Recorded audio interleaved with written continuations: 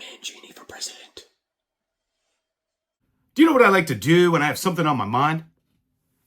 I like to look at some baseball cards.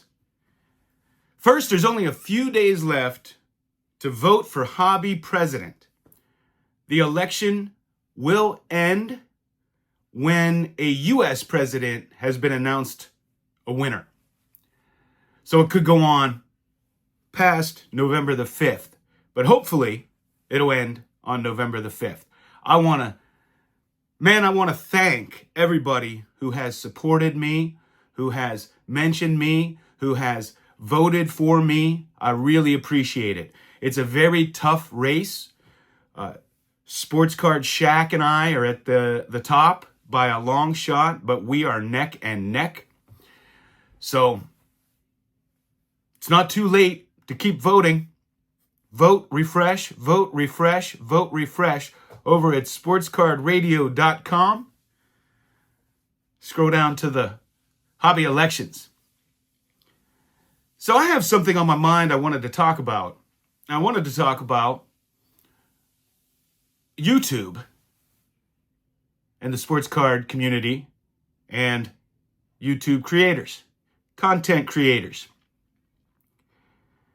You know, I never knew there was a card community on YouTube. I used to get onto Facebook, made a Facebook page for my collection, would get onto Facebook groups, bought and even sold some cards on there. And I made some videos to post onto my Facebook channel, and as an afterthought, posted them on YouTube. And that's when I discovered I wasn't alone in that. I had never seen sports card videos on YouTube, never went looking. And I was shocked to discover there was this whole sports card collecting community on there. And I started to get comments. I started to have people shout me out. And then I started to interact with other members. I remember in the early days, Blue Jacket 66 gave me my first shout out. Mike Baseball Collector gave me my second shout out. And I started to get subscribers. So I started to look around for other channels and people that were commenting on my videos. And one of my first ones I ever saw was Pepino Man. Another was Nate over at Tops 85401 here. And so, that's how I learned. And I started to meet more and more people, engage with more and more people, get more and more subscribers. And then I started to shout people out once I got some subscribers and could, help other people out with their subscribers. So in the early days of YouTube, it was pretty much just us collectors jumping on, showing cards, talking cards, doing some lives, and having discussions. Now, during the COVID boom, what did we see? We saw a lot of people turning YouTube into their business. And we saw a lot of brand new people to the hobby come out and flood YouTube with videos.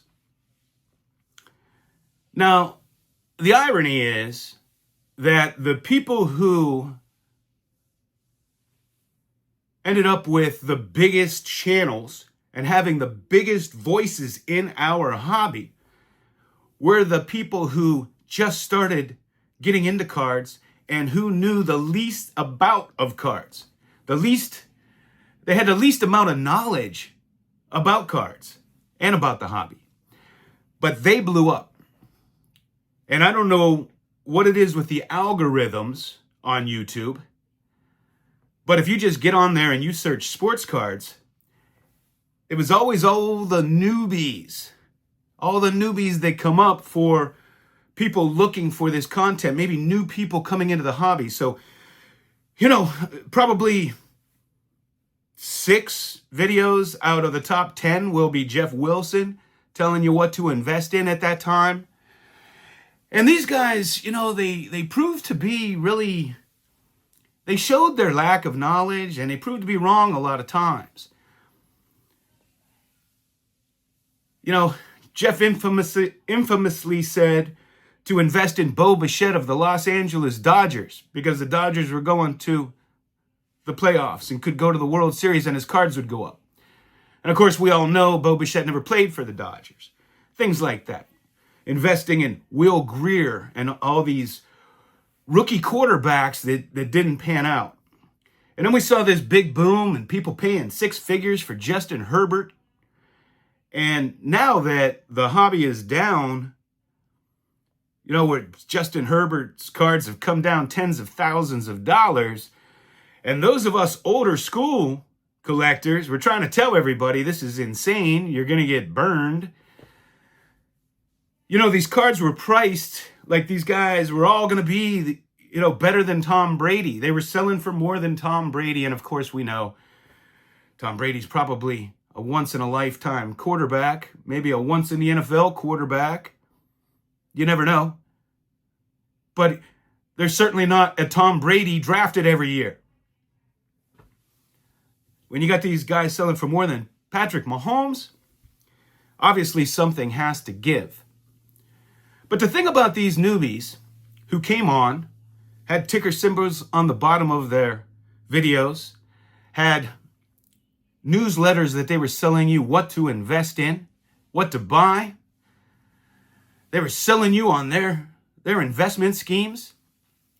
And we had the breakers come in and you know, pretty much turn the hobby into a casino. And what happened? Us collectors who just get on and talk, you know, we kind of went by the wayside in a big way, aside from talking to each other. And you have these guys that don't know anything about cards. You know, I saw a video a while back where Jeff Wilson went up to a dealer at a card show, and he was looking at Mickey Mantle, Dandy, and Red Hearts, and had never seen them before, and was making a big deal about how rare they were. And so, of course, collectors with any kind of knowledge get triggered by this kind of thing. Recently, he took a 1967 Topps baseball pack and cracked it out of the slab and opened it. And saw a piece of paper at the bottom, had no idea what it was. You know, it was a Topps poster. And then he researched it and came back and said it's rare. Now, this just happened. Those posters aren't rare. And how are you a card expert? You don't even know about them. And I guess what I'm getting at is, us collectors, we get on here and, you know, we may be boring. I'm probably boring. You know, I just show cards and talk about players, and that's about it. You know, we have Greg at Midlife. He created a community. And we have Junk Wax Hero, and he does a lot of hobby news and attic finds, that kind of thing. And so we get a little creative. You know, Sports Card Dad gets on and talks a lot without saying anything. I get on, I show rare cards nobody wants to see. I talk about obscure players nobody cares about. What my point is I think that our content, all of us, has gotten a little stale. How are you supposed to compete? The people who truly have the knowledge and the true, I know people don't like the term true collector, but the true collectors who aren't trying to get over on anybody, who aren't trying to make a living, we get thrown by the wayside. Aren't trying to make a living, you know, selling other people on our ideas. We get thrown by the wayside. We don't show up in the algorithms. It's all, and many times it's the bad actors who show up in the algorithms. And these are the people that have taken over our hobby. So I think we need to challenge ourselves. I think we need to challenge ourselves to make better content. Because the newbies that come in, they have all these In some cases, whole teams putting their stuff together. They have the fancy videos that people are drawn to. You know, they're sucking our young kids in to watch this stuff. And many of us think, you know, it's not all great advice. So I challenge us. You know, Albert Einstein said, imagination is greater than knowledge. Let's reimagine what we can do as YouTube sports card creators. Let's step our game up a little bit. You know, many of us have a fancy opening, a fancy thumbnail, and then it's just doing what I'm doing. Jump on here, show some cards. You know, you can only look at so many 1981 Topps card PSA reveals. You can only look at so many 1968 Pete Roses. I think we need to step up our game. I think we need to reimagine. Reimagine collaborations, lives, interviews. Maybe do video magazines.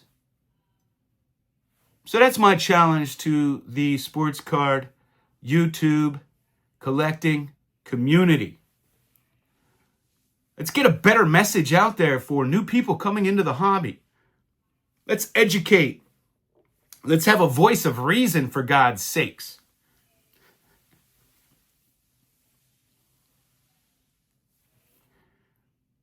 That's what was on my mind. Let's go get them. Thanks for hanging out with me. All right, this might be our last card, guys. Yeah, because at the end of this, we've just got that sheet of, oh, by the way, what is inside here? Maybe this wasn't a, before we reveal the last card, let's see what's in here. Oh, wow, that's cool. Okay, there we go. We got a Bob Clemente. It was on a big sheet of paper. I'm not familiar with this. So this is, I guess, I thought this was just a sheet of paper at the bottom of the cello pack that was there to maybe hide the back card or maybe somehow protect the other cards in the cello pack. But then I just started to realize this is actually folded up and it's actually kind of a big printed card. That's interesting. And it's Roberto Clemente, which is awesome. So I don't know all of the cello packs contained Roberto Clemente or if there was or if we just got really lucky. I don't know if there was a short checklist on these versus the rest of the cards. I don't know if this has any value anymore. It looks nice, like conditionally it looks nice. Interesting. Okay, well, I'm gonna have to do a little more research on this. I will update later in this video. I will update you on this and what I find out about this. That sheet of paper at the end of the break, Roberto Clemente. So this is called a poster insert. So in 1967 Topps, they had these poster inserts that came in the back of the cello packs, and they had all the different players. So the fact that I got Roberto Clemente, this is actually a rare poster insert and one of the most desirable ones you could possibly pull. You can get these graded. I don't know if CGC will grade these, but you can get these graded, so I might consider doing that. But either way, pretty happy I pulled that. That actually was the best pull of the entire pack, and at the time, I didn't even know what I had. Hold on, I gotta go vote for John. Oh, there we go. Yep, there we go. We on the Sports Card Radio. We're about to vote for John. Right there. You see it? John Mangini. It just told me, it said, thank you for voting. I got more out of that than most group breaks. I did indeed. So I'm just gonna go like, you see that? I'm gonna go refresh. So hold on, here we go. Refresh, there we go. So I get to vote for John again. So for all y'all that don't know, like, here we go. John Mangini once again. Alexa, who's gonna win sports card hobby president? I don't have an answer for that.